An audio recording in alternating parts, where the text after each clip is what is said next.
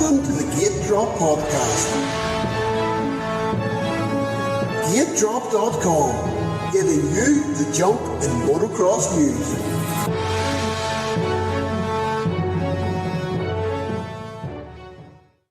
Hello and welcome to another GateDrop.com podcast. I'm Jonathan McCready, and joining me again is Andy McKinstry to talk about what turned out to be a very good French Grand Prix. Yes, passing wasn't the easiest, and for me, they overwatered it a bit on the Saturday night in certain spots. But Andy, overall, a very good Grand Prix, a good track with quite a few home heroes running at the front. Bonjour, ça va? Yeah, it was very good, and how amazing was it to see a packed track again with fans there? It was unbelievable, and the atmosphere looked really good.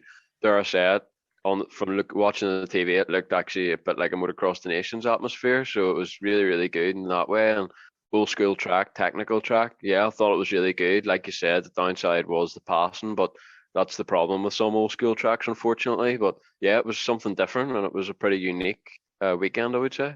Yeah, and you mentioned there the Nations vibe, and that definitely came from the French fans hanging over the fences. Great to have the fans back, and the atmosphere helps the whole event feel more important, and I'm sure the riders get a lot more adrenaline out of it.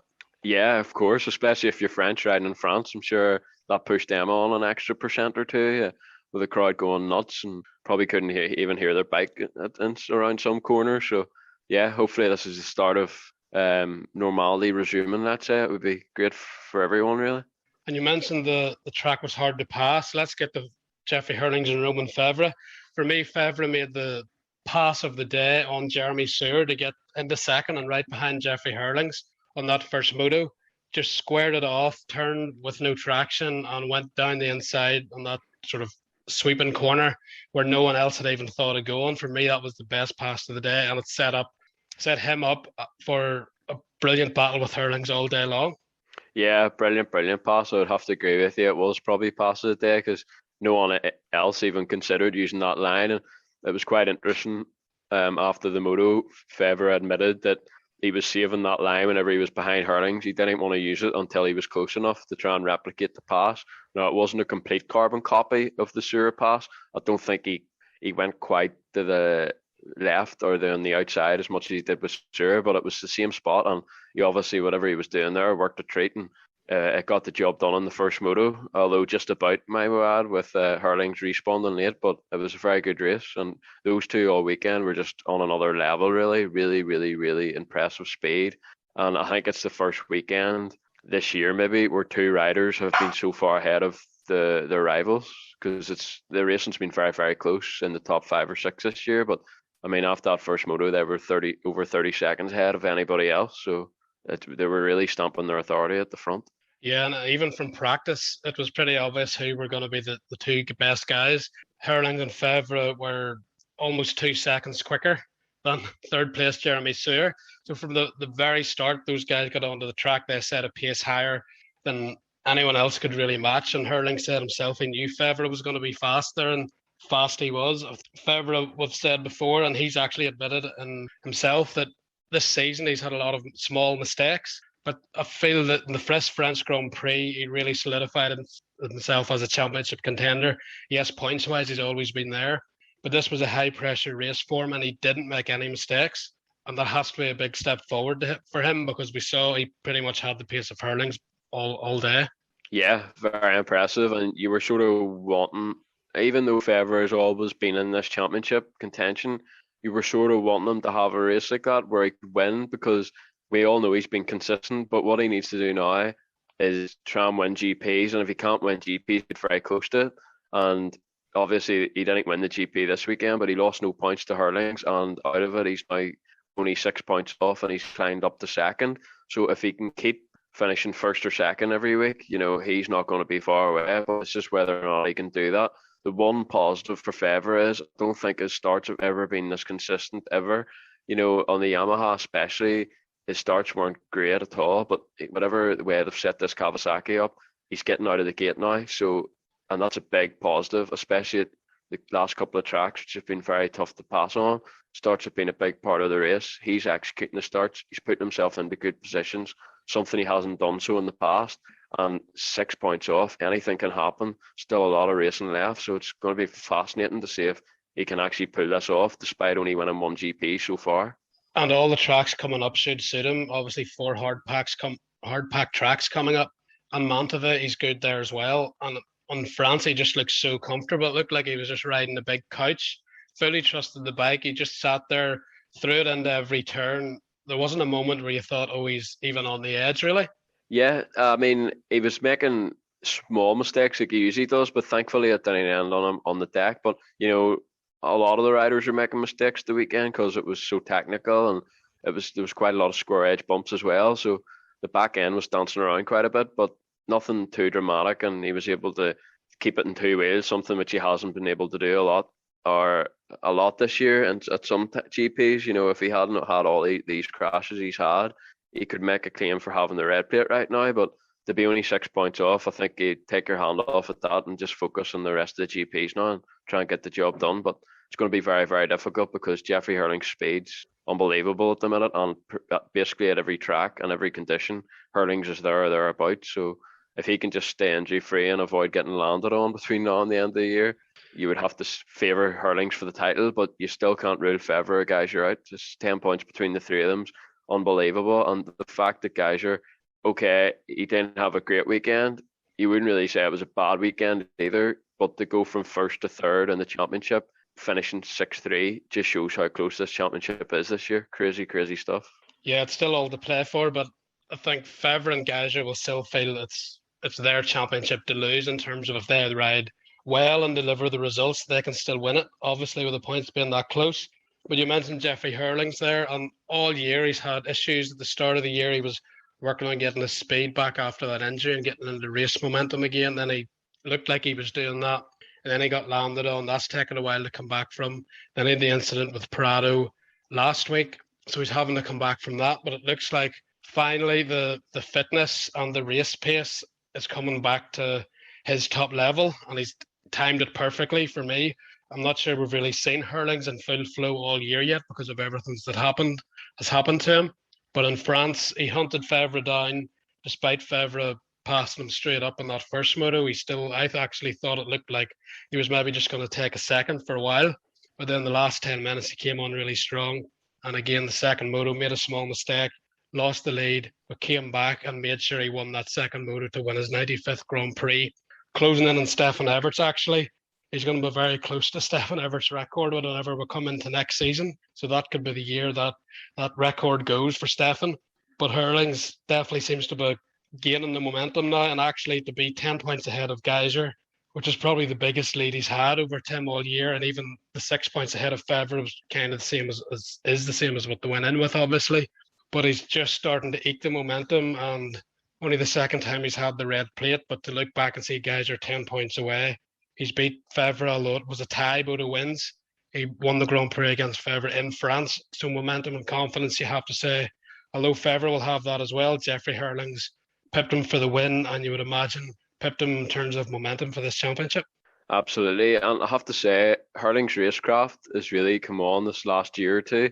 You know, when we think back of Herlings in his MX2 days, every lap he was just pushing as hard as he can. But, you know, he's really matured as a rider, and his execution now is very, very clever. You know, Romain Febvre took a 4-second lead, and Herlings, I think, was just happy with that, just not doing anything crazy, because he knows he has that raw speed he can rely on if he needs it.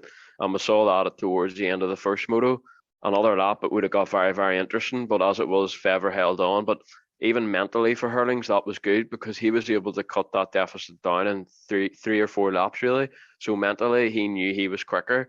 And then when he was in the same position in the second moto, he knew just to make the attack a little bit sooner, and he got the job done on that one. So Herlings, it's probably took a lot of hospital visits, but he's starting to, in terms of the racecraft, he's definitely getting there, and he's an all-round rider now. He's smart, and I think if he has to take a second or a third nowadays, he will do that as well. But ultimately, he still wants to win, but he's not going pin it to win it every single lap now, and it's making him a stronger and a smarter rider, I feel. These last 10 minutes recently, the charges he's able to put on actually reminds me of what Caroli used to do in his prime, or even more recently. Caroli still has that until this injury, actually, which seems to have affected his fitness. He lost third on the podium to Geyser late, but that's not really anything to do with the talent. That's just injury. But Herlings seems to be able to manage his races better, as you were mentioning. He still has the speed, but he uses it when he needs it. The lap 18 of 19 laps, two laps to go. That was when he done his fastest lap in the first moto to try and catch Febvre and get that race win. And the second race was pretty much the same situation where he had the catch from 4 seconds back again. But he made sure whenever it came down to winning the Grand Prix that he got the job done there.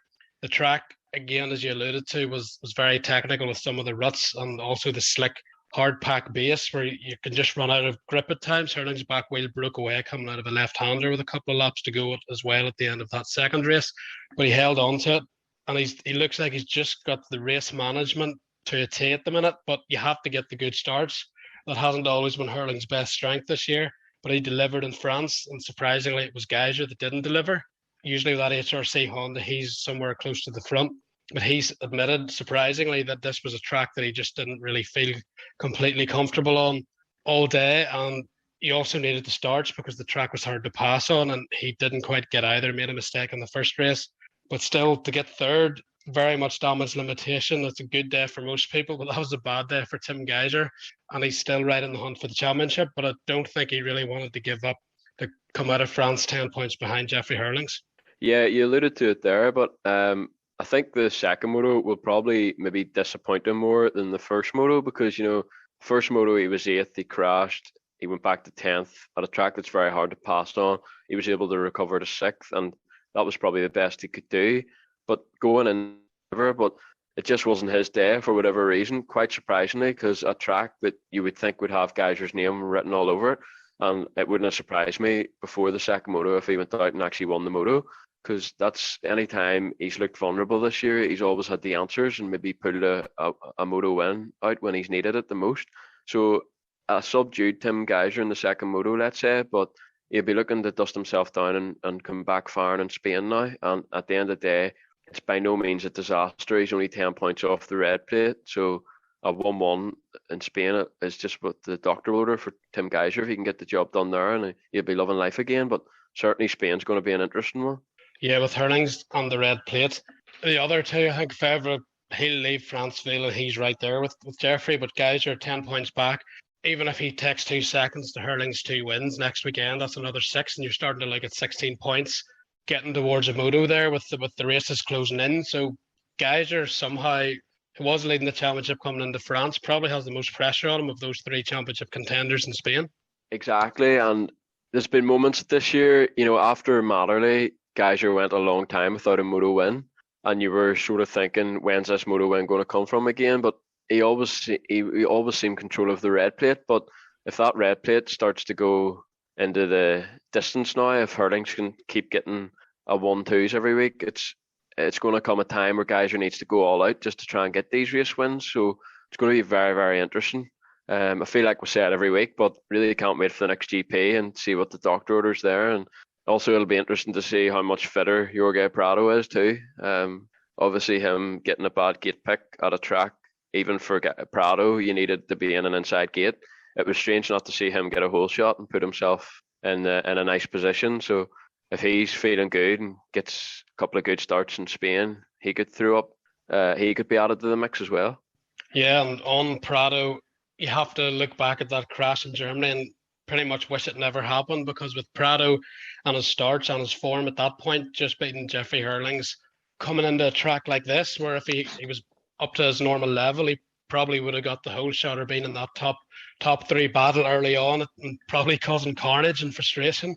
He would have been right in this World Championship fight as well, would have been within 9 after that first moto in Germany if he'd been able to ride the second moto. So although this is still a fantastic battle, 10 points between the top 3, you have to be a wee bit frustrated if you're a fan who wanted all 5 of these guys to come down to the wire, because that crash by Crowley and Raiola and what happened with Prado are pretty unlikely scenarios, and unfortunately it's just dropped them out of the championship fight, and it was very close to being a 5-way battle for the lead, but we're just going to be happy with 3 now. Although Prado, when it starts, and Crowley getting his fitness back, those two could maybe have a bit of a sway at the end of this championship, because if they can get between Herlings, if Herlings wins or whoever wins that race, and go 2-3, if Febvre and Geiger or 4-5. That's a lot of points to Jeffrey Herlings, and it could work the other way around for Tim Geiser or Romain Febvre if they win the race. Yeah, very true. What I would say is every year there is injuries, and I think we should just be grateful that even though the injuries have hindered Crowley and Prado, at least they're still racing, and hopefully in a few weeks' time they'll be back to their usual selves. So that's the positive. They're all still there racing. Obviously, the championship's going to be very difficult now, but how sad would it have been if Crowley that ended his season and that's the way he was going to retire? That would have been sad. So grateful that he's able to still race, even though he's not 100% fit, but hopefully soon he will be, and hopefully he can end his MXGP career on a high now. And with regards to Prado, considering his age, his MXGP career is only really starting, really. So what a future he has. He'll be battling for plenty more championships. So the future looks very, very bright. And just on Crowley, he finally got a hole shot, and then he made that one wee mistake and dropped instantly to third, but it was nice to see him back up front. He actually rode really well. I thought, as we mentioned, he was a couple of laps from taking third on the podium, which would have been a good bounce back after his injuries and on a tough Grand Prix last weekend. Still fifth overall, back into the top 5, and it looks like his pace is coming back, but he mentioned he hasn't been able to ride or train as much. So obviously the fitness at the end of the races, I think he felt that's what cost him a place to Geiser at the end of that second moto, but still encouraging that Crowley's going to be able to end his GP career on decent form at least. Exactly, and that's the main thing. At least he's going to be able to end his GP career, hopefully on a high, no more injuries or anything like that. And how cool is it for him that he's going to be able to end it in Italy too, with the last 5 rounds there? So after winning the Motocross of the Nations in Italy, he's actually going to end his what should be his MXGP career with 5 rounds in Italy too. That's a pretty cool story there, and he'll be hoping to stand on the top step in at least 1 or 2 of those anyway.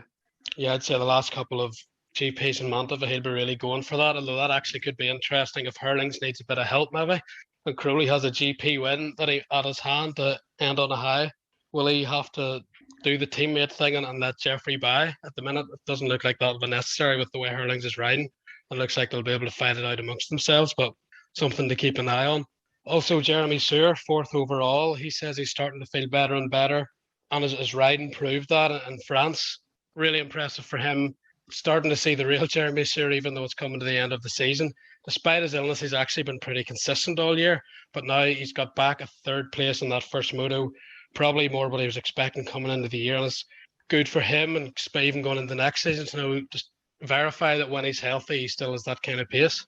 Yeah, absolutely. It was nice to see him back at the front again after a difficult season for his standards. But third, I mean, as we alluded to at the beginning of the podcast, Herlings and Febvre were miles ahead of anybody. But for Jeremy Sear to be the best of the rest in that moto and beat some big names, good for the confidence. And then he was able to back that up with a solid 6th. And considering, all the issues he's had this year, he's still 6th in a very stacked and competitive MXGP World Championship and still the best placed factory Yamaha rider. So it's not all that bad if you're Jeremy Sear. And the main thing for him will just get himself healthy, have a good off season, and then come into 2020 firing again. Another guy who was really strong, Paul Tunis. He was a wee bit unlucky to end up 6th overall, 4th and 5th in the motos on the pace. Even that the second moto, he was kind of going with the leaders for a long part in that race as well. Jonas back at the sharp end, riding really, really well as well, and he looks like he could be. Crowley's retiring, and he might be one of the guys that could maybe step into that in terms of attaching himself to the Herlings, Febvre, Geiser level. Looks like he's, especially when he gets a start, he looks like he's getting closer and closer. He's getting a look at that pace, and at times he's running there for the full race. Yeah, absolutely. He's been very consistent this year, and bar Raiola, where he had an off day, every condition now, Paul Jonas is thereabouts. So I think that was the big thing for him this year after getting injured last year and missing the majority of the season. It's just to try and be consistent at every kind of track, because in the past, slick hard pack tracks haven't been his forte, but certainly on the 450, he looks more at home with those type of tracks. And as you said, very unlucky to be 6th overall after finishing 4th and 5th in the motos, but really good season so far. And I think he is in a position where he'll be, looking to push on coming into next year and try and get into that top 5 in the championship. Not going to be easy, but with Crowley retiring, that'll be him up 1 spot at least. But there's always guys, everyone's striving for the same thing to improve. So he's going to have a good off winter or an off season, and keep working hard, and we'll see. But certainly very, very impressed this season, considering how much racing he missed last year too. There was maybe a few doubts coming into this year, but he's starting to prove people wrong, and he looks really good in the 450. Yeah, especially with this year under his belt, he might make even that extra step for next year and be another level ahead, because this has got to be great for his confidence. And again, it's his first year working with this team, so you'd imagine next year everybody's even more familiar. Less maybe changes over the winter as well, and with the racing coming earlier, it's in February, back to the normal schedule. Jonas has got a bit of a head start on where he usually is after that injury coming back. So definitely, Paul Jonas could be a guy who could make big waves next year. But also credit to Thomas Kerr-Olsen. I think this is maybe his most impressive GP. Obviously, the Motocross of Nations was good, but in terms of MXGP, this was where I expected Olsen to be going the sort of level I expected from him consistently this season. Obviously, MXGP, the toughest motorcycle championship in the world for me. But Olsen, 7th overall, good in qualifying as well, slightly more at the sharp end. Aggressive, very good ride for him, 7th overall, and now up to 10th in the World Championship. It's quite funny. PJ with a 4.5 in the motos, 6th overall, and then Thomas with an 8.10 got 7th overall. So it's quite funny how that worked itself out. But yeah, a 7th overall on paper is very good, and his riding was a lot better than what it has been. I do think the Motocross Nations has maybe given him that bit of confidence, but I still feel he's still a little bit under the radar. It's still not. Still hasn't got that wow speed that we've seen him do so many times in the 250, but we do have to understand it's his rookie year. He's going to need time to grow into it, but that's definitely a good result. It should help his confidence quite a lot, and I feel like he's maybe one of the riders that is the confidence rider. So 8.10 solid weekend, and he's now 10th in the championship. And considering he hasn't had that many whoa moments, he's still been very, very consistent. So if he can just start and get closer to that top 5 every other moto, or more occasionally than what he has done, it'll be good for him, because his bad days he's still consistent, which is a good trait to have. In his defense in terms of the woe moments, I thought this was his closest woe moment aside from Mantova, but he hasn't necessarily been getting the greatest of starts. When I think back through the season, maybe one here or there, but he's not consistently seeing the pace, something that a guy like Jonas is. And Glenn Coldenhoff, he has the experience that when he gets starts, despite the change to Yamaha and obviously still some adjustments there, he's still able to ride a quick pace in that top 5. Also, I don't feel has had many chances to really go with that top 5, or at least as many as he would have liked and to learn.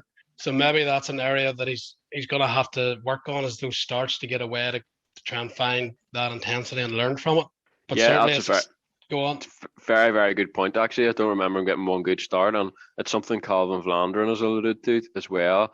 Obviously, he's had his rookie year now, and he knows how much easier it is when you get a start, when you can see that intensity, especially at top 5, the first 5 to 10 minutes, the intensity, very, very fast, and everyone's jostling for position. And Thomas, you're right, hasn't seen that, so that's the area he needs to improve. He needs to get a top 5 start, see that speed, and then he'll be able to learn from the best riders in the world. But considering he hasn't had those good starts, he's been very consistent. But that's the next step for him, let's say, is try and get those good starts and try and get close to that top 5 and even break into it if it's possible. And Coldenhoff, 8th overall, that crash in the first moto ruined his day in terms of approaching that top 5 overall. But again, I'll say this over and over, I don't think he's riding that bad. The results would indicate he's riding worse than he probably actually is, but there's been different problems. Obviously, at times, this adjustment to Yamaha is still there. He's not 100% comfortable in certain scenarios. But every time he does get away with the top guys, he's able to run the pace for a while. He's thereabouts. He's just not always getting away, or a small crash like what happened in that first moto, or a bad start. The consistency of putting himself into position hasn't always been there this year. Yeah, I think you've hit the nail on the head there. When Coldenhoff does get away, you're not surprised to see him running the pace, but it's tough in MXGP when you don't get those starts. And Glenn's an experienced guy now, and people expect a lot from him, especially with his performances last year and winning GPs in the past, plenty of podiums in the past, and also winning the Motocross Nations. So people do expect him to be in the podiums. But yeah, I feel like a lot went against him this year, and even though he might not be riding how he has done in the past, the riding isn't all that bad either. He just needs to get away and avoid mishap really in the first couple of laps, and I do feel like he has the speed to run in the top 5 at least anyway. Another guy who rode well, but the result was there, was Alberto Ferrado, 9th overall. You're sort of seeing with him, he can ride good 15th, but he gets the start and he can go top 10. So especially at a track like France, you need to get away. But Alberto Ferrado, second half of the season, really coming on strong, and another top 10 result from him. Very bright gear as well. You weren't going to miss him in the track. He looked like a moving yellow flag out there. But brilliant to see him in the top 10. Great for Italy to have another young rider. He's a lot of years ahead of him to learn, but he's learning pretty fast in this MXGP class. Yeah, you needed sunglasses to spot him, so you did. Madness for that there, bright gear. But yeah, really, really impressive. This guy has a lot of potential. He could still easily be racing MX2, although I think it is a good job for his career. He's on a 450 when you see the size of the guy. Definitely the right bike for him to be on. And in that first motor, he really impressed me, actually. Correct me if I'm wrong, but I'm pretty sure he made a good few passes to get into that 10th. So that was impressive because it wasn't easy to pass. And obviously to back that up with an 11th to go 9th overall, he's starting to get these consistent results now and really improve. And considering he didn't have much of an off season, it says a lot about the guy. You know, he's plugging away in there. He might have a great funny character, but it shows that he's putting the hard work in when it matters. And it's great to see him thriving in MXGP. I feel like he's got a very, very bright future ahead of him if he continues to work hard. And Alex Lupino, 10th overall, so 3 Italians in the top 10. At this point, you just aren't surprised with Lupino being top 10. This was his sort of track. He rode well, and this is his level now whenever he gets at least even half decent starts on this type of going. Yeah, he's had a few FEGPs at times, but he's still hanging on to this 9th in the championship. And yeah, he had a good weekend with 10th overall, 9:13 in a track. He's maybe type of track that he'd maybe struggled on in the past. So he really wants to keep this 9th in the championship, and fair play to the guys, having a great season. MXGP is stacked full of talent. For him to be 9th on the McCready KTM is very, very impressive. But it remains to be seen if he'll be able to hold on to it. Yeah. A guy I'm really pleased for is Benoit Paturel. For a while, you wondered where his career was going to go with injuries and illnesses, and everything that could go wrong seemed to go wrong from his bid in the 450, but he had that good result at Mantova. 11th overall his home Grand Prix, which is absolutely no disgrace in that MXGP class. He's coming on pretty strong at the minute and just letting people know that when he's fit and healthy and a team and everybody he trusts behind him, he can still go very fast. So nice to see him coming up the ladder again, because it's easy to forget how good he was in MX2. It feels quite a long time ago now, but he's shown he can still put results in the Premier class. Yeah, between moving up since moving up to MXGP, it's just been one thing after another, whether it's injuries, whether it's health issues, whether it's COVID-19 and then injuries again. It's just been a domino effect, really. So it's actually, and he's been through that much, you were starting to question if he would ever be able to put these results in again, but it's actually really nice to see him get 11th overall there. Still think he's a long way from his best, but these are the sort of results he's going to need to fulfill his potential and go in steps. But it's just important for him to stay injury free for the rest of the season, knock on the door for top 10 results, and then get a full off season under his belt, and then hopefully we can see what he can really do next year. And please stay injury free, really, because that's exactly what he needs. Too many issues, whatever it may be, and it's hindered his career in the 450, but he's definitely reminded us over the past couple of weeks the potential he has got. Romain Jasakuna's 12th. Good for him, because the hard pack has been a bit of a struggle as he's come back to racing. He's had the speed in the sand. But 12th overall, not too bad for him. And Calvin Velanderin, again, everything not going his way. A DNF in that first one, but he was fast in the top 10, and the second one underlined his speed and gave him that result to justify the speed he had. So really good for him. But I want to give a mention to another two riders who ended up with not great luck. Arnold Tunis, he was fast in the first one, a very good top 10, 7th, and then he went down. It looks like he's injured in the second moto, and that almost encapsulates Tunis's career. He has the skill, he has the talent, he has the speed. When he gets away, he can run a strong pace still. But there's always a yin and a yang with him, and unfortunately injury looks like it's hit him again with another crash. Yeah, absolutely. And I would like to just share those kind of thoughts with Jeremy Van Hoorbeek. He was my next rider. Yeah, Coming that's on why I ahead. mentioned him. Flip's sake, you've just Yeah, well, oh, I'm going to mention him because he was fantastic in that first moto, and he there was was only a few brilliant. laps to go, and then he was down in the deck, and you're just like, no, because that would have been so good for Beta. It would have been so good for Van Hoorbeek. But after that, he came back and rebounded strongly in the second moto to bring back a ninth. Velanderin was similar.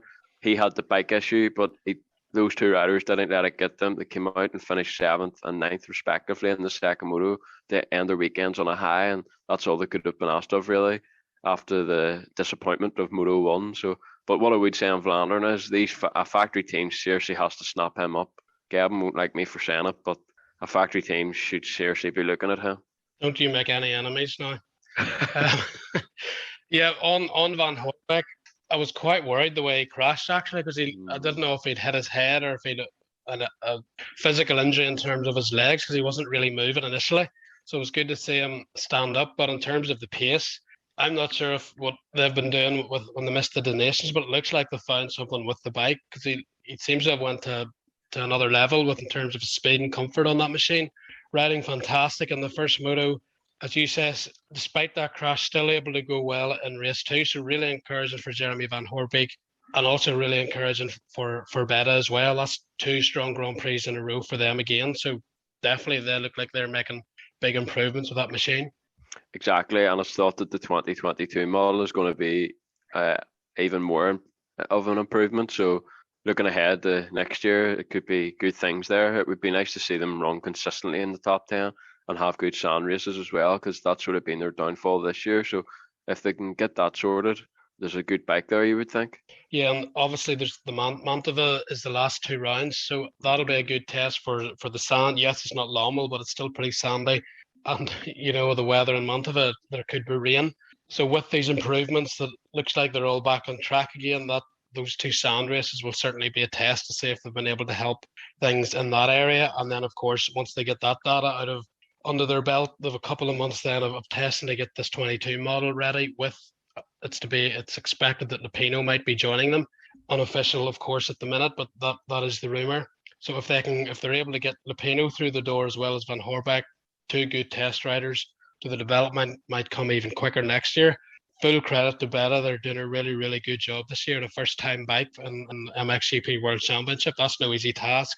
Yes, they have a lot of enduro experience and been successful there, but as we all know, MXGP's a different thing altogether with different challenges. But the base from enduro and a good rider with Jeremy Van Hoorbeek, things have really come together for them, probably better than they could have hoped. Yeah, absolutely. I think it's better than anyone could have hoped, considering that they didn't even have a 450 machine last year. So the work they have done is tremendous and really, really impressive. And it goes to show if it can be done, if other manufacturers are thinking about joining MXGP, Beta, even though they're in got enduro and stuff like that, it's still different. So it shows it can be done. So congratulations to them, and long may it continue. Hopefully we can see them in the paddock for a number of years to come. Another couple of riders got your eye, Brylikov, if I'm saying that right, and Britain's Josh Gilbert. He rode really well in that second moto. I think he was 12th for a good while. Points in both motos again. He's showing that getting into the MXGPs and getting the start, he has the talent and the pace to run with that pack. Yeah, both of those guys did impress me. I thought Brylikov, very, very good. Start of the year, wasn't really getting any points on the JWR Honda, but he's took a turn in form since the Motocross Nations at Mantova, and to go 14 in MXGP on a JWR Honda, very, very impressive. And he backed that up with a 17, so very good. And Josh Gilbert, it's not easy racing this class, and he hasn't got much MXGP experience either, or even GP experience, because he spent most of his career racing the EMX 250 Championship. So it's good to see him in MXGP and to get points in both motos. No easy task, so well done to him. Right, let's move on to MX2, and that was just a festival for the French. Tom Vial, flawless two moto wins, two hole shots, two wins. I mentioned he didn't run away from the pack. He didn't do a Jeffrey Herling and win by 30 or 60 seconds, but he seemed to just control everything. Just 4 or 5 second lead, keeping out what was behind him. You felt if he had the push on the edge, he probably had a wee bit more in the tank. And then behind that, it was just frantic with the second to sixth generally in both motos. Jago Gertz, Rene Hofer, Jed Beaton put his own countryman in the fence. So he was up for it, rode really well. Ronnie Hoffer showed that he's bringing his speed consistently now. A great performance by him. But Tom Vial, nobody could do anything with him. Although Maxime Renault, I thought, rode fantastic. He might have been able to do something, or at least give a bit of a battle if he'd got the starts, but he made things hard for himself. 2 hard rides through the field, but very impressed by him. The amount he was willing to push and hang it out, despite leading the World Championship. But I'm sure those French fans had something to do with the adrenaline. MX2 at the moment is just, if Tom Vial could just start getting bad starts, it would actually be really, really good, because you could throw a blanket between about 6 or 7 of them every week. The level or the difference in speed isn't much, and they're all going at a very fast speed, let me tell you. So it's actually really exciting stuff. It's just a little bit frustrating that Tom Vial always gets these hole shots, and he's very fast in the first couple of laps to get that gap, and then he's very experienced head and young shoulders, the way he's able to control that gap, and just the way he rides is just really, really impressive. I mean, before he signed for Factory KTM, there were question marks, and look at the way he's improved, just unbelievable. And considering the injuries he's had, he's going to be knocking on the door for second in this championship by the end of the season, the way he's riding. But really, really good. And Maxime Renault, we'll have to credit him as well. He's got, 80 plus points in this championship chase. He could easily just go out and take a 4th or a 5th, but he's charging hard. He wants to win.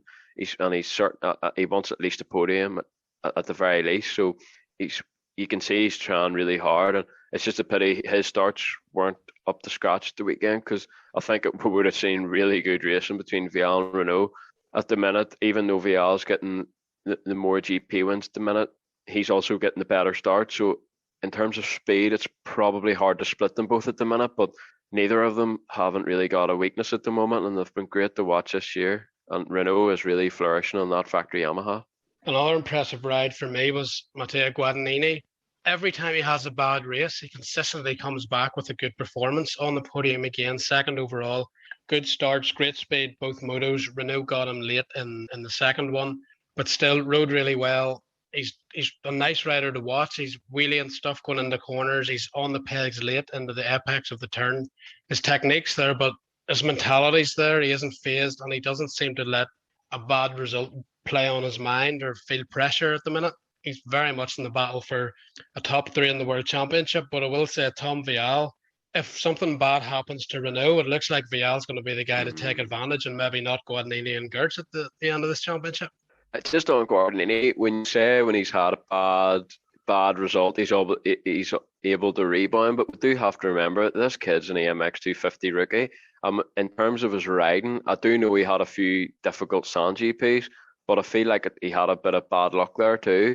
In terms of riding, I think he's only really rode bad once this year, and that was in Germany.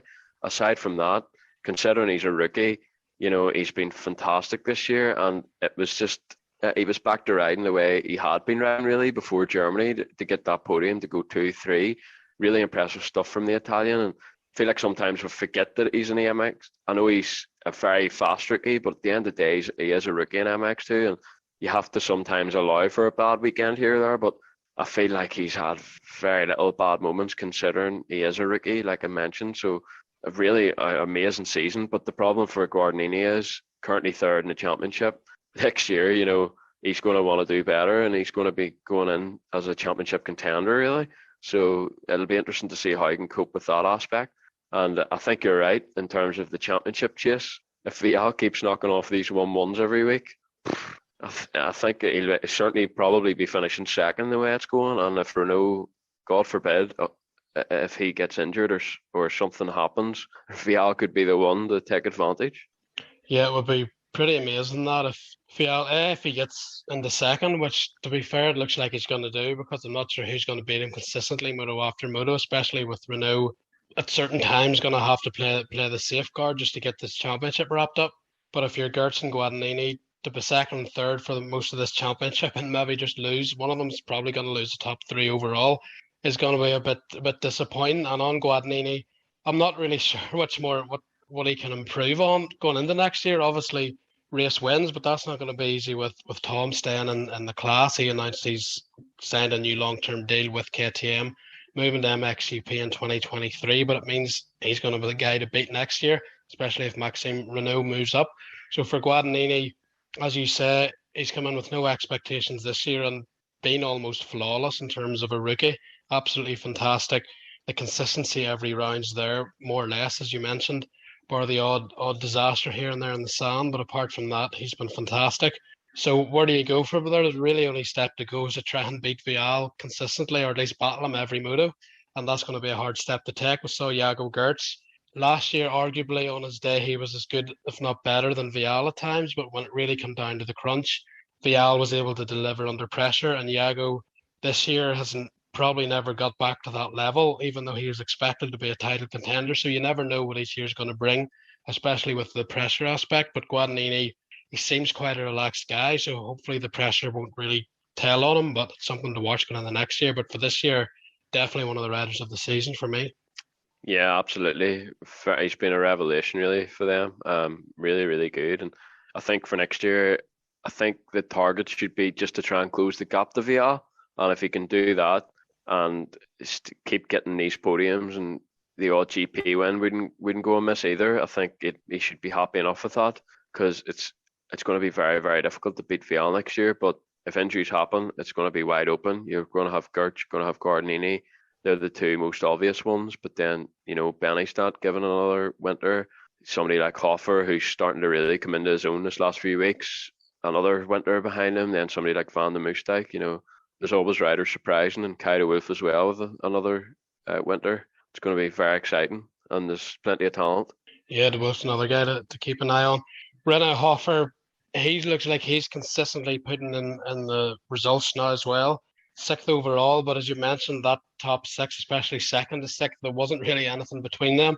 That second moto, they were all nose to tail on those last couple of laps. Nobody could make a mistake, and at times I felt sorry for Jago Gertz. He had that crash in the first moto when he was second and had the opportunity to kind of run away a wee bit and get a bit of a buffer in second place, but it didn't happen. He made that mistake, and from there, for the rest of the day, it seemed like he was just hounded by people left, right, and centre. And usually Maxime Renault was bothering him for the longest time. Gertz, for any hope of the championship, needed to beat him both motos. He couldn't do it, but I don't think he was riding bad. He just couldn't execute in certain moments the race to keep Renault behind him. And that probably sums Gertz up. He's been good this year, but that extra edge that Renault has, probably confidence and flow. Gertz hasn't always had that, but he actually rode pretty good. You would imagine he would have thought he would have been on the podium with those starts, but he ended up 5th overall, despite a decent day, really. Yeah, I think Gertz, in terms of sheer speed, that was the best he's ride in quite a long time, I would say. I think speed-wise, he was very, very fast. And bar Vial and Renault, I think speed-wise, he was probably the 3rd best guy. But what killed him was that crash in the first moto. I think if that doesn't happen, he's probably going to bring home 2nd there. And then in the second moto, he was solid with the 4th, so he would have been on the podium anyway. But I was actually surprised to see after it that he was sick, and he was up all night sick with diarrhea and a disaster illness, and he wasn't even sure if he was going to be able to ride, because you wouldn't have actually thought that from the riding and the speed he showed. So I feel like it's actually a positive weekend for Gertz, and hopefully he can get back to his old self now and just end this season on a high and just go out and have fun. Try and get a GP win or two if it's possible, and then go into 2022, because you feel like next year it's going to have to be his year to deliver. Yeah, Gertz is coming to crunch time a wee bit in terms of trying to win this MX2 World title. As we mentioned, Guadagnini straight in and battling with him for 2nd in the championship as things stand. Kai de Wolf, he's making massive leaps, although he had a bit of a tougher Grand Prix this weekend, actually, maybe one of the toughest of his season. But in general, he's making leaps forward. Michael Harrop, actually, just touch on him, 9th overall for him. He rode well. You don't always know what you're maybe going to get with him, but a definite improvement for him.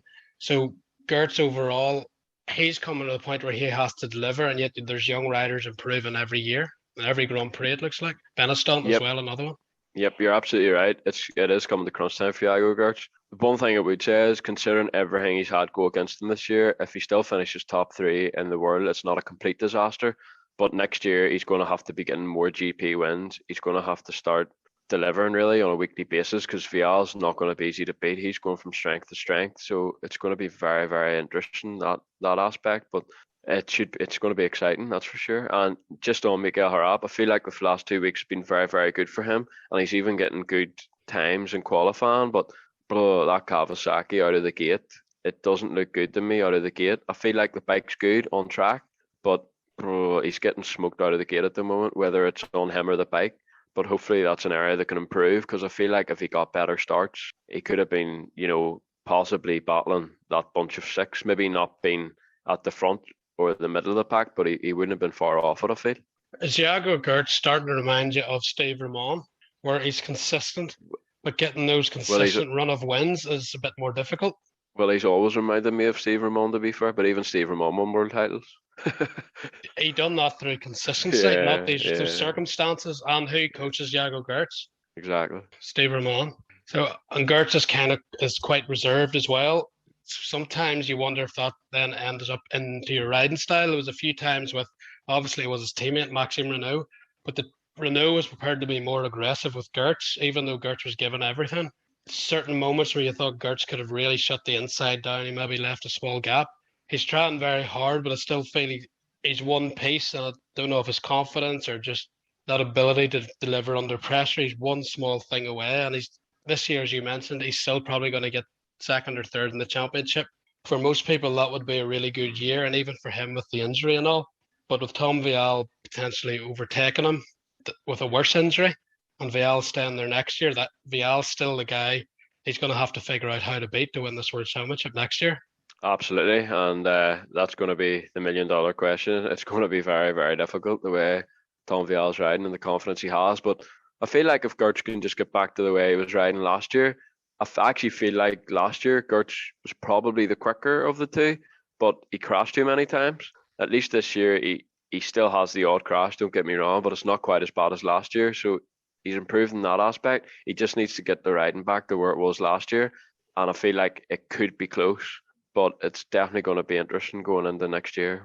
Yeah, I think if he can get some wins and get some confidence back, even at the end of this season, to take in the next year, hopefully, fingers crossed, have no injuries in the off season and get back to the riding level he had last year, but help his mental ability so he can perform under pressure, because he can't have any weakness against Tom Vial. You need everything at 100% to challenge for the title. I think Gertz has talent, but everything else needs to be up there at the level Tom Vial has it at the minute. Yep, that's what exactly it's going to come down to. It should be interesting, but it's not just the Vial and Gertz show at the minute, which is good, because last year it was just those two. So it's nice that the AMX 250 guys came up, showed progress, and then we've got Maxime Renault, who's just been a revelation this year.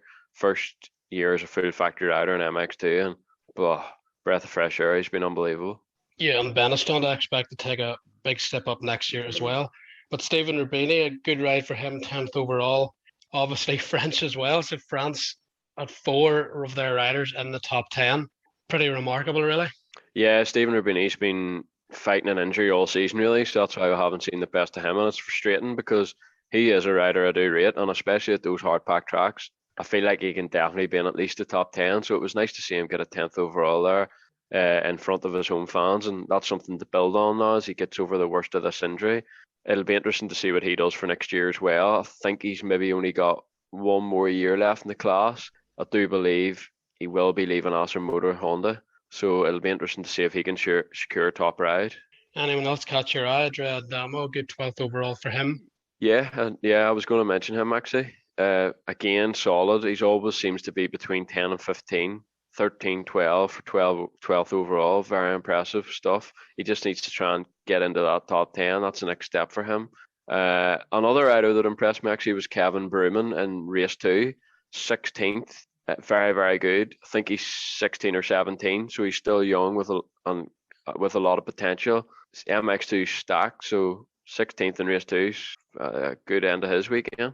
It was, yeah. Now let's move on to EMX. Whenever the 125s were ripping around that track, I thought it was back in 1997 with a 90s Grand Prix circuit on two strokes all over the place. But once more, great racing from that class. Although Sasha Konin, I was very excited when he got a good start and it looked like he was going to dominate both motos. But by the end of lap 1, my heart sank twice, and I started thinking, could someone tell him just to be patient? You're fast enough to win. Don't push it on the first lap. You don't need to. Well, I'm in the Konin hype train, but I'm in Lucas Konin's hype He knows how to He's stay the on a bike. he's Good the podiums in a opposite. row. He's really Yeah. calm. Yeah. Yeah. If Sasha could just find the balance Oh well, yes. between his really quick Literally, that's speed why and he crashed. Lucas's measured approach, yeah. Yeah, lost his balance. But no, Very good. I think Sasha might have been on for a double win there. Although Rossi rode really good Well, we'll in the never first one. know. Well, Yeah, we'll never know. He can't stay on the bike, so we'll never know. Oh well, wait till next week. Wait until he can stay on, and then he can maybe get a double win. But we'll have to wait for that one. Yeah, just you wait. Yeah, The I'm guy who waiting. did, the I'm guy waiting all who season. is young. Don't be nasty. Now, the guy who did win was Valerio Lata. The championship was really close, and Lata was the guy that made the least talking of mistakes. Conan was in this championship fight as well, actually, and if he'd won both motos, he would have been very much lining himself up to go for this AMX 125 Series Championship. But Valerio Lata, I mentioned last week, he looked like he was really consistent till he crashed, but this time he was really consistent. 2 second places. Bobby Bruce had mistakes. Conan had mistakes, and Lada didn't really. Rossi, yes, he rode really, really well to take that first moto win, but he didn't seem to get away in the second one, so he wasn't really a contender for the race win in that one. He took second overall, but the guy that made the biggest impression in terms of championship was definitely Lada.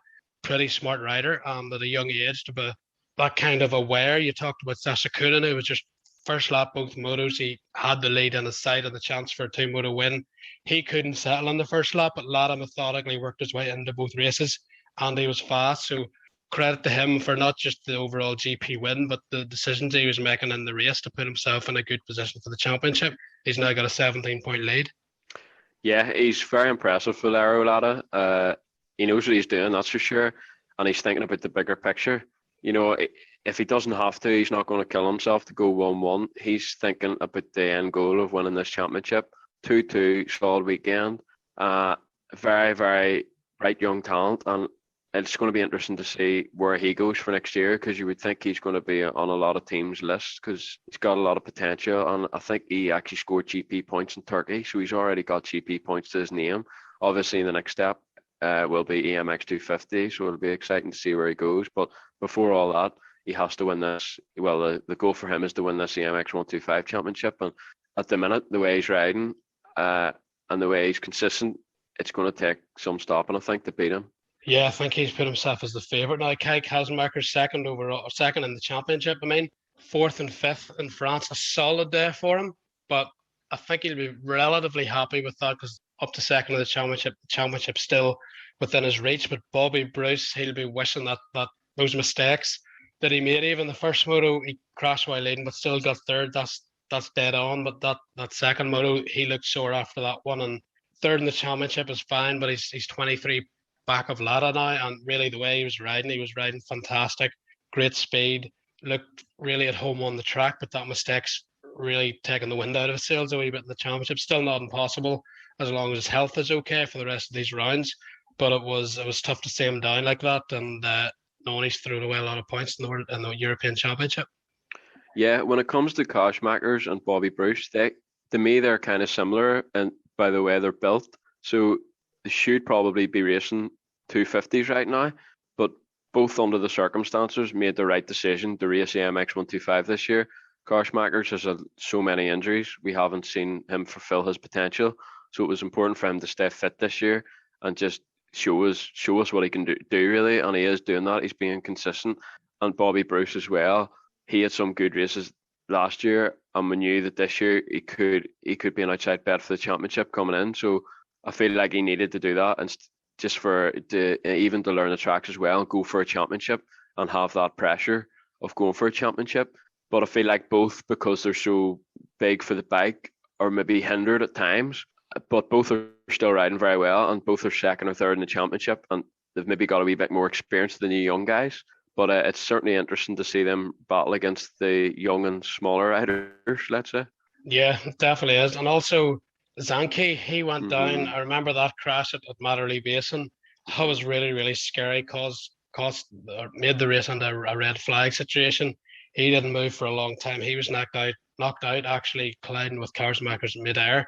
But great ride for him in that second moto to take a win. He actually was credited with the win in Britain because it went back a lap, even though he crashed. So that's actually his second moto win of the year. But just in general, nice to see him back healthy and capable of running up front again. Yeah, Sanchez really, really impressed me coming into the season. I wasn't too sure what to expect, but I didn't think he would be a top 5 rider, if I'm being honest. So he's really, really surprised me this year. And for a rookie as well, 4th in the championship. He's had a few things go wrong, like the first moto in France, but he's always seems to have an answer and be able to rebound and end up rebounding with a Moto 1 in France. So very impressive stuff. One to look out for. I think going into next year, he'll be one of the title contenders. Him and Marc-Antoine Rossi, if he stays in the class. And then it remains to be seen what the Coons do. But there's still quite a lot of young talent there coming through and emerging at the moment, which is great to see. And also Raul Sanchez. He maybe hasn't got a lot of wow moments, but he's very consistent this year. And 7th in the championship. He's also one to look out for as he continues to improve. And just on Conan, Lucas Ferrari, remember he broke his collarbone at the British Grand Prix? So he had no points there. He had a DNF in Italy in the second moto, and he's still top 10. And you give him a good 30 or 40 points, and he's probably in that, not far off that championship battle. So I'm sure he's a bit frustrated at missing that first round in Britain, because his performances lately, as you mentioned, he's consistent and he's fast, and he probably wouldn't have been too far away with 4 or 5 rounds left of this championship if he hadn't got injured. But again, that's one of those things in the sport. You also have to stay healthy. That's it. But I think he'll be happy that he's being able to show his real speed in the AMX 125 series the last couple of rounds, because him and Sacha race in France in the 125 class, because of course they ride for the Bud racing team, so they're also contesting the French nationals. And Lucas a lot of the time actually beats Sacha, but in AMX it looks like Sacha's raw speed is always a lot better than Lucas. So Lucas will be happy that he's got 2 podiums on his name and he's continuing to show his speed in France. Around the Europe now as well, which is great to see. So hopefully he can continue this way. And both Coen brothers have a great style, so they should have a great future. Well, I'm already excited for Spain to see if Sacha can get 2 good starts and not crash in the first lap to see what happens. That's what I think I'm looking forward to the most. AMX 250, yet again, really good racing, but that man Lapucci won the second moto, but the story was Fredriksson, I think. Just a solid day. He actually got good starts, so that really helped him. First and second, and overall win for him. Long time coming. He's had a difficult season, but with those starts on that bike, a different rider really. A sigh of relief. I tipped him for one of my title contenders coming into the season, and everything just went wrong at Bud. Let's be honest, nothing went right. It was a disaster. He's made the right decision to leave the team, and looks a completely different rider on the Riley Yamaha already, and it's nice to see him win. It's crazy that that's actually his first AMX 250 overall win, considering some of the really good rides he's had. But the problem has always been the starts, and as you said, he got 2 good starts and 1-2 for the overall. And considering everything that's went wrong, he's somehow 8th in the championship this year. So you'll want to just keep climbing that table now in the championship standings and try and get a few more wins before the season's over now. He definitely has the potential to do it. He's a very good rider I rate highly, and I think especially when he goes on the 450, I think that's when we'll maybe see the best of him. Yeah, I was looking at him there, and definitely a 450 probably suits him. A wee bit like Ferrado, because in MX2 you're going to need to get good starts to be able to show your pace, especially with the depth of class at the minute. So he might be jumping out of the frying pan into the fire in terms of the MX 250, struggling for starts and then going to MX2. But that Yamaha, that did get him out of the gate, in fairness. So if he can do that and even start top 10 in MX2, he'll be a guy to be reckoned with. But Andrea Bonacorsi, this was more for me what I expected of this Italian all year. He was so strong in EMX. I think in Germany, the confidence he got from that ride really showed this weekend in France. Really strong performance from him in second overall. So really happy to see that. Yeah, he was brilliant. Fantastic. He's really got a lot of confidence going right now, and he's starting to fulfill his potential.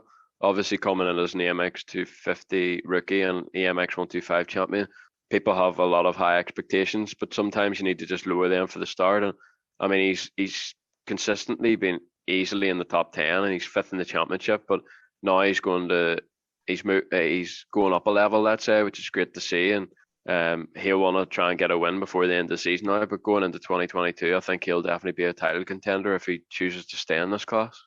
Tom Gill, the Kevin Windham lookalike, third overall.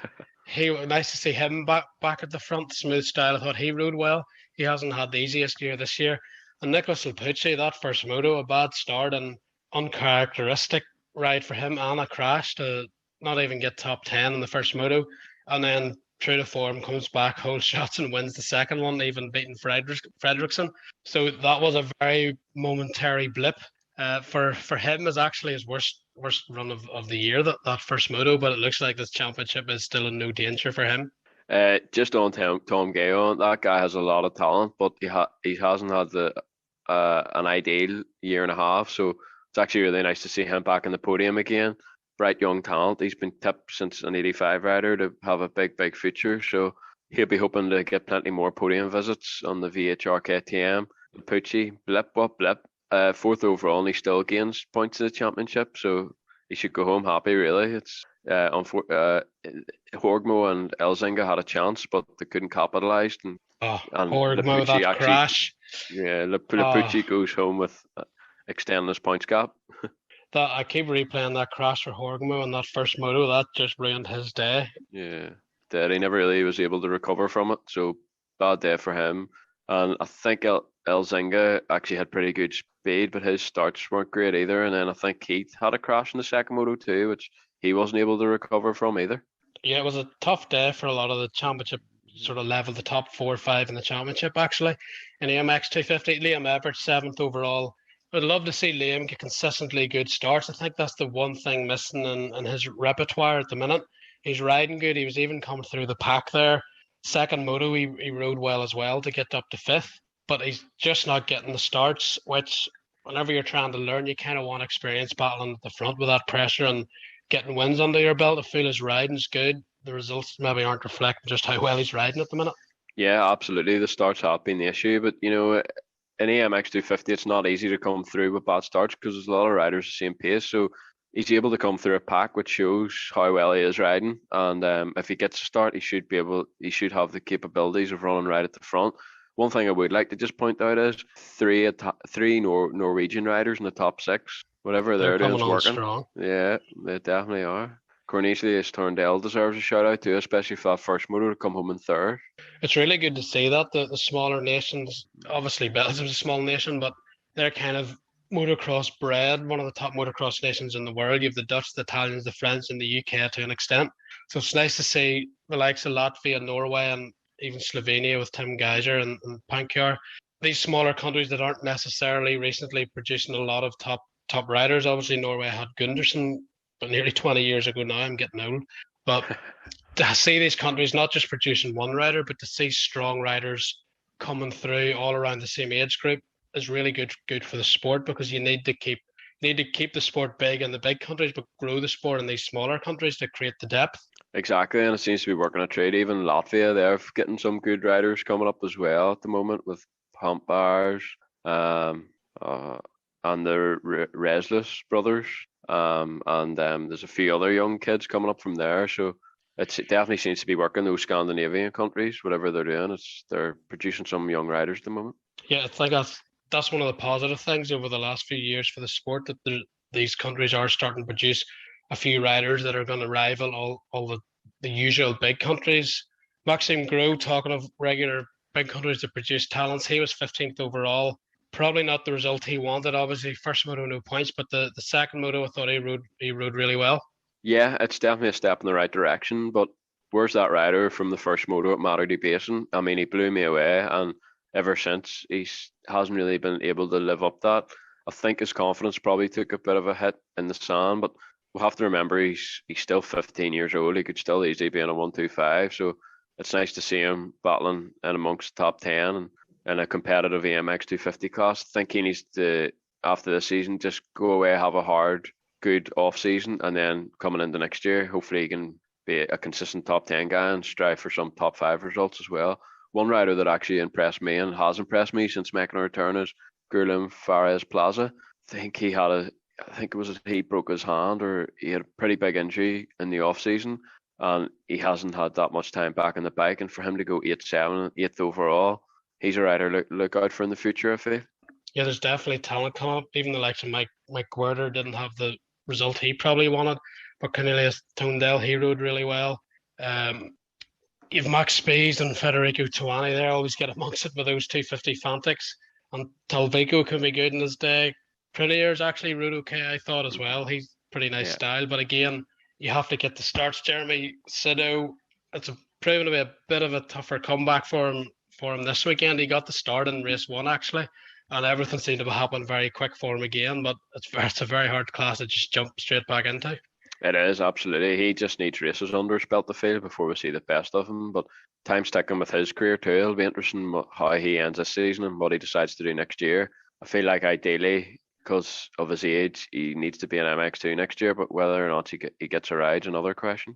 That's it. Well, I think that wraps up the review of the French Grand Prix. Really good racing. And because it's so tightly packed, it's only a few days and we'll be back at it this weekend in Spain. And as we mentioned earlier, Jorge Prado, can he recover enough with his arm to show his true form again in front of his home fans? That'll be something interesting. And if he does get the start and he is riding well, how will the championship contenders react to trying to pass him, if they can pass him? So definitely a lot of storylines still coming in, a lot of title pressure for the MXGP riders. But Jeffrey Herlings has the red plate. It's up to everyone else to beat him now and try and stop him winning this World Championship. And it promises to be a great GP. But Andy, thanks for your time. Everyone, thanks for listening. And we'll speak to you again in a week's time. Roll on, Spain. Thanks, guys. Gracias.